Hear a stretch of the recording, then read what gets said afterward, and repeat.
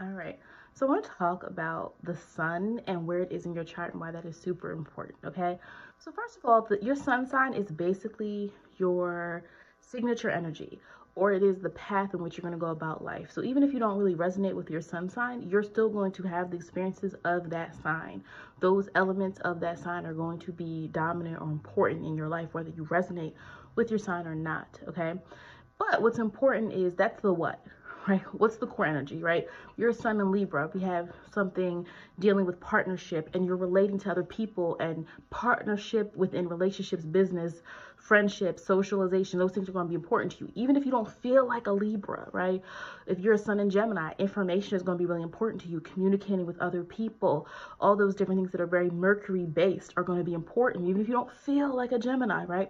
But where that sun is going to show you how it's going to represent itself, though, right? Because you could be a sun in Gemini, but if you're sun in Gemini in the 8th house, that's going to make a big difference than in comparison to someone who has a sun in the 3rd house. So your sun placement is very important because it's going to tell you how is that energy going to play out. The houses are kind of like neighborhoods, right? So you can have, if you think about it like analogy like that, you know, you can live anywhere you want to live, but the neighborhood is going to give you a different experience. So look at your sun placement as the neighborhood. It's going to give you a different experience, right? And so the first one I want to talk about is going to be, I'm kind of not going in order, but I do want people to understand the importance of knowing your sun placement or the placement of someone that you're involved with, or your child or friends, family, anybody that you want to have a better understanding of that person's core energy or where they're going to shine the most. The sun is where you're going to shine the most. It is where you can see, you have the most potential to be seen in this area of your life. All right, so I want to talk about the sun in the 12th house. Okay, so this is the secret person. I have a sun in the 12th house. I'm a sun in 12th house person. That is very important because one, the 12th house is a very spiritual house, but it's also the house of hidden things. And so just to talk about the 12th house for a second, is ruled by Neptune. Okay, so there's a spiritual aspect to the 12th house. Now it's across from the 6th house. It's very important in astrology to also look at charts and look at the opposite signs and opposite houses. So the opposite house from the 12th house is the 6th house. The 6th house is ruled by Mercury. So that deals with the mind, but it also deals with knowledge, things that are seen, like knowledge that is passed down, knowledge that is very literal. Neptune is about the spiritual. So you see the duality here, where the 6th house is about the literal, like information, daily tasks. The 6th house is ruled by Virgo, okay? Mercury, but it has Virgo energy in the 6th house. It's your routines. It is your daily tasks. It is your responsibilities. The 6th house is the house of service and health, work, your work environment. Think of the 6th house as things that you do every day. I don't want to go too much to 6th house because it's a 12th house video, but the point I'm trying to make is that duality is there. So where the 6th house is things that you have to do every day, the things you have to do, the 12th house is what you want to do. It is that spiritual component. It is where you can relax. It's why it's spiritual. That's why it deals with the collective consciousness. It is things that just come to you. The 12th house is really, it deals with a lot of your innate characteristics, things inside. Sun house people, that's why, Sun 12th house people, that's why they're so secretive. They're very comfortable alone. Sun and 12th house people can, whereas some people, if you have your sun in Libra, in the 7th house, you're going to thrive off partnerships. Being alone is going to be very uncomfortable to you. A lot of Libras in general, being alone is uncomfortable to the Libra person. They need to relate to people. They need to bounce ideas off people to see where they're coming from. Whereas if your sun is in the 12th house, now if you have your sun in Libra in the 12th house, now that can get a little bit different, get a little bit tricky, because you might still like to relate to other people, but it's in private. You see what I'm saying? So sun and 12th house people are often very private in general. These are not open book people. You might know a sun and 12th house person for 10 years, and then all of a sudden you learn something about them you never knew. Like, wait, what? You do that on the side? Wait, you know how to, you ride motorcycles, you were in the Olympics when you were 12, you were in Junior Olympics. I don't know, like, I'm just making stuff up. Especially for me, My close friends and families in some ways always knew I did, tarot. I read tarot cards since I was 15. But a lot of people that I knew didn't know until probably a couple years ago. I just never felt it was something I had to share. Now, what you have to understand, it's not doesn't mean that the secrets are in the 12th house. Secrets are in the 12th house. That's why if someone has Venus in the 12th house, this can be some issues with romance, and it can be issues with the person connecting to people romantically or being honest about their true needs in a romantic relationship, or hidden romance, hidden relationships, things like that. But when your sun is in the 12th house, you feel very comfortable with yourself, but sometimes you have a hard time relating to other people, and so sometimes they could be recluses, right? People with sun in the 12th house are very private. Sometimes it can even border on shyness, being reserved. My sun in Virgo is already a reserved sign, okay?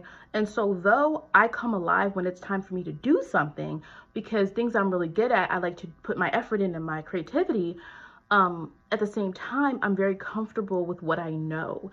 And so with that 12th house energy, I don't have that inner need to be extroverted all the time. And so my ideas can be extroverted, but I'm not always an extroverted person, if that makes any sense.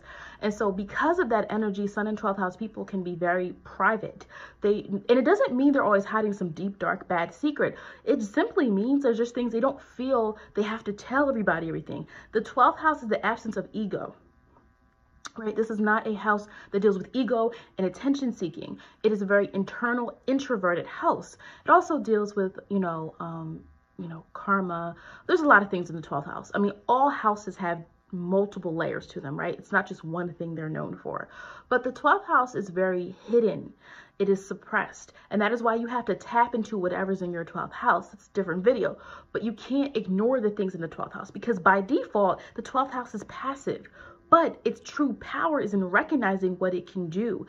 The 12th house is also linked to healing. It is linked to being able to connect to people in a true, authentic way. It is linked to spiritual gifts. It is linked to psychic abilities. It is linked to being able to, help people in a more elevated spiritual way. Whereas the 6th house is literally helping people. Right? Literally helping people, being involved in hospitality and things like that. The 12th house is more spiritually helping people. You also have to understand the duality there. The 6th house is Mercury, Virgo energy. The 12th house is Neptune, Pisces energy, and they are opposite signs. And so they both deal with help, but in different ways. Okay? And so what you have to understand there is that, people, if you know someone with the sun in the 12th house, if you're dating them, especially, and you find out they have the sun in the 12th house, there's going to be more to them than what you see. You have to kind of peel back the layers. There's always hidden things there. And sometimes sun and 12th house people can suppress certain things. And that's not a good thing to do, because when we suppress things, it comes on unexpected ways. Especially, if the person has a sun and Mars in the 12th house, you want to be very careful with Mars in the 12th house of suppressing anything, because that could lead to suppressed anger. But when you have the sun and 12th house people, they're typically very humble. They're very humble people.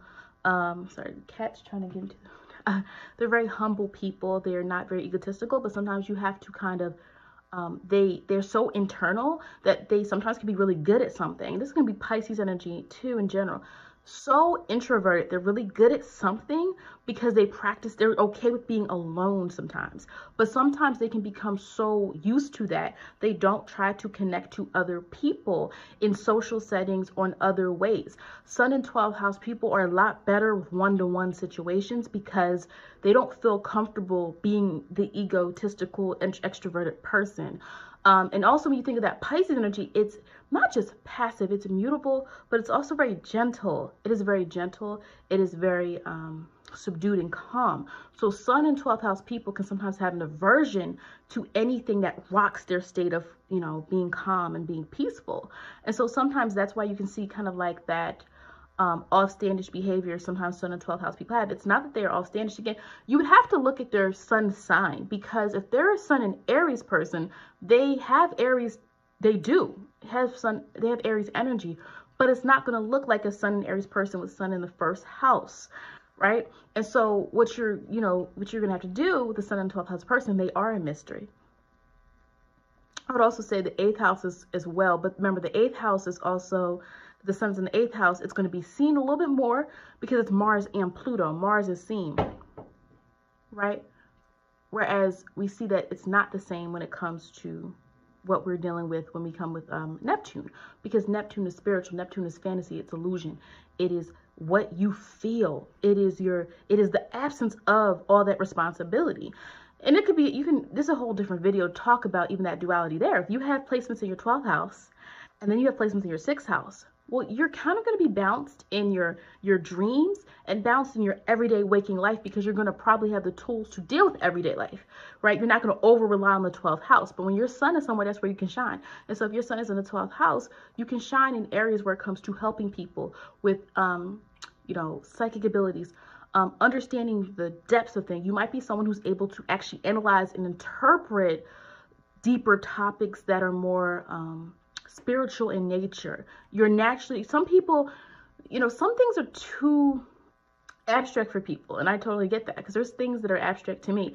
But when your sun in 12th house, you have strong 12th house placements, you understand things under the surface, and it just comes to you. It's mutable water sign house, and so therefore you can understand that spirituality type of energy at a different level than other people. You just feel it authentically, and it usually leads you to be somewhat a sensitive person.